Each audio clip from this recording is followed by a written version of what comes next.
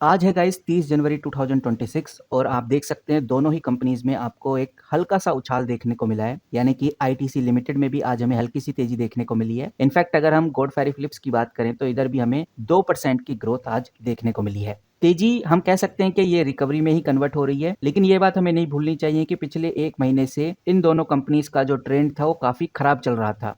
ITC का आज जो शेयर है लगभग 322 से लेकर 323 के आसपास ट्रेड कर रहा है, जो कि कल के मुकाबले 1% ऊपर है और वो चीज हमें इधर दिखाई देती है। और 1 जनवरी से अगर हम डेटा उठाकर देखें तो 1 जनवरी से लेकर अभी तक आईटीसी लगभग 19 से 20% तक नीचे गिर चुका है। और इसका जो रीजन है वो भी आपको बहुत अच्छे से पता है कि 1 फरवरी से इस कंपनी के ऊपर लगने वाला है एक्स्ट्रा टैक्स।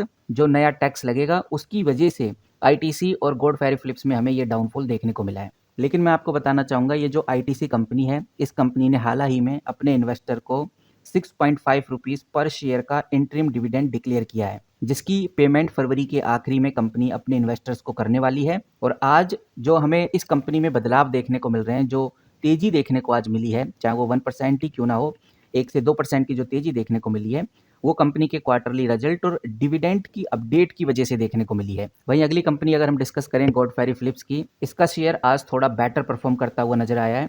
आज कंपनी 2055 से लेकर 2068 के रेंज में ट्रेड होती हुई नजर आई है, जो कि लगभग 1.5% से लेकर 2% अप की तरफ है, एक पॉजिटिव साइन है। और जो बड़ी खबर है वो यही है कि गॉड फेरी फिलिप्स की भी बोर्ड मीटिंग स्टार्ट हो गई है। बोर्ड मीटिंग में क्वार्टर 3 के रिजल्ट कंपनी जल्द ही अनाउंस करने वाली है और इन्वेस्टर्स की नज़र गॉड फेरी फिलिप्स के क्वार्टरली रिजल्ट पर अब आ गई है। ट्रेडिंग वॉल्यूम में इस वजह से ज़्यादा हलचल देखने को मिली है और बजट भी ऑलमोस्ट पास ही आ चुका है। 1 फरवरी को हमें बजट देखने को मिलेगा, उसकी वजह से भी इन दोनों कंपनीज में बड़ी हलचल हमें देखने को मिल रही है। और ये कंपनी भी बिल्कुल आईटीसी की तरह ही है कि इस कंपनी ने भी जैसे टैक्स की खबर आई उसके बाद कंपनी में लगभग 22 से 23% का डाउनफॉल देखने को मिला। इसीलिए हम ये भी कह सकते हैं कि आज इस कंपनी में जो तेजी देखने को मिल रही है वो ये हो सकता है कि वैल्यू बाइंग की वजह से देखने को मिल रहा है। यानी कि लोगों को लग रहा है कि ये कंपनी काफ़ी नीचे गिर गई है, तो एक अच्छे प्राइस पॉइंट पे हमें देखने को मिलती है। तो 3 बड़े कारण दोनों कंपनीज में निकल के सामने आ रहे हैं, जिसकी वजह से आज इन कंपनीज में हमें ये हलचल देखने को मिल रही है। पहला कारण तो है डिविडेंड। आईटीसी ने अपना डिविडेंड अनाउंस कर दिया है, डिविडेंड इन्वेस्टर्स को अट्रैक्ट कर रहा है। ऊपर से कंपनी जिस प्राइस पॉइंट पे आज मिल रही है वो 2022 पे मिला करती थी, यानी बहुत तेजी से कंपनी नीचे गिरी है, तो उसका फायदा भी इन्वेस्टर्स को इधर दिख रहा है। वहीं गाइस अब मैं जो आपके सामने रखने जा रहा हूँ ये काफ़ी इंपॉर्टेंट है, इस बात को समझना ज़रूरी है। जो एक्सपर्ट्स हैं वो अब ये मान चुके हैं कि जो टैक्स का खतरा था, टैक्स का जो डर था, उसको कंपनीज ने प्राइस इन कर लिया है। अब जो प्राइस हमें आईटीसी और गॉड फेरी फिलिप्स में देखने को मिल रहा है, इस प्राइस के अंदर ये जो टैक्स का डर है ये कवर हो चुका है।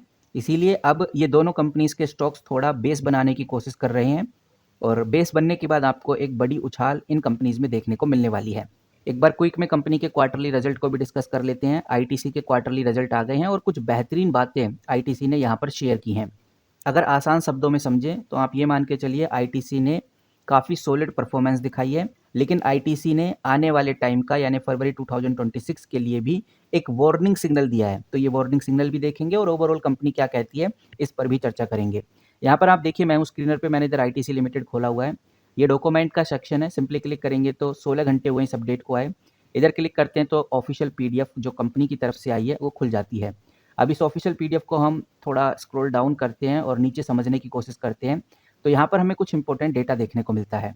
कंपनी का जो ग्रोस रेवेन्यू है वो 7.1% ईयर ऑन ईयर के हिसाब से बढ़ा है, जो कि 19,200 करोड़ के आसपास है।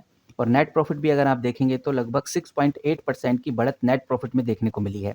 वहीं इस कंपनी ने इंटरिम डिविडेंड की भी अनाउंसमेंट की है, जिसकी वजह से आज ये कंपनी काफ़ी ज़्यादा चर्चा में है, काफ़ी तेजी में भी है। यहाँ पर कंपनी ने अपने सेल ग्रोथ को लेकर भी कुछ इंपॉर्टेंट डेटा शेयर किया है और इस सेल ग्रोथ को लेकर कंपनी ने बहुत क्लियर इशारा किया है कि जो हमारा सिगरेट बिजनेस है इसके अंदर लगभग 8.2% से ज़्यादा की ग्रोथ इस बार हमें देखने को मिली है। वहीं प्रीमियम और नए तरीके के जो ब्रांड्स आ रहे हैं इनके द्वारा भी कंपनी ने इस बार अच्छा परफॉर्म किया है। इतना ही नहीं, कंपनी ने एक टैक्स वार्निंग भी दी है। ये जो टैक्स वार्निंग है ये सबसे इंपॉर्टेंट है। आईटीसी का कहना है कि इस बार ये जो टैक्स है सरकार ने इतना ज़्यादा बढ़ा दिया है, जो लैक्टिक ट्रेड है वो बढ़ने वाला है, यानी स्मगलिंग, 2 नंबरिंग का जो ट्रेड है वो बढ़ सकता है। आईटीसी के मुताबिक कुछ और बड़ी बातें भी कही गई हैं। उनके मुताबिक पहली बात तो ये कही गई कि India 4th largest illegal cigarette market का एक बिजनेस हब बन चुका है, जिससे सरकार को हर साल 23,000 करोड़ का नुकसान होता है। तो ये सब बताने का सिर्फ एक ही मकसद है, आईटीसी ने जो पॉलिसी मेकर हैं उनको समझाने की कोशिश की है कि अगर टैक्स ज़्यादा महंगा होगा तो ये जो लीगल इंडस्ट्रीज़ हैं ये टोटली ख़त्म हो जाएंगी और ये चीज़ें इलीगल चलना स्टार्ट हो जाएंगी। वहीं एफएमसीजी सेक्टर को लेकर भी आईटीसी ने साफ बोला है कि हमारा एफएमसीजी सेक्टर बहुत शानदार परफॉर्म कर रहा है। एफएमसीजी सेक्टर के अंदर फूड शॉप नोटबुक्स आती हैं। इस सेगमेंट में लगभग 11 से 12% की तेज़ी हमें देखने को मिली है। कौन सा ब्रांड काफ़ी ज़्यादा चला है इसको लेकर भी बात की गई है।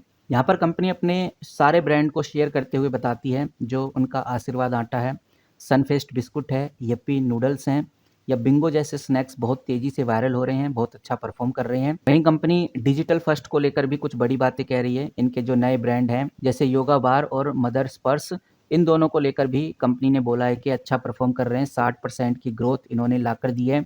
वहीं एजुकेशन एंड स्टेशनरी प्रोडक्ट के अंदर क्लासमेट बहुत अच्छा परफॉर्म कर रहा है। कंपनी का मानना है कि हमारा क्लासमेट आगे चल के और अच्छा परफॉर्म करेगा।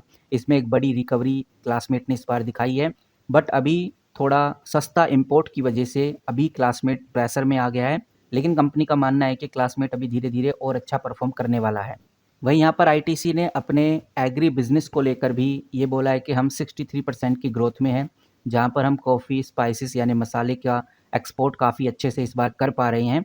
वहीं यहाँ पर कंपनी ने अपने पेपर बोर्ड्स को लेकर भी कुछ इम्पोर्टेंट बातें बताई हैं।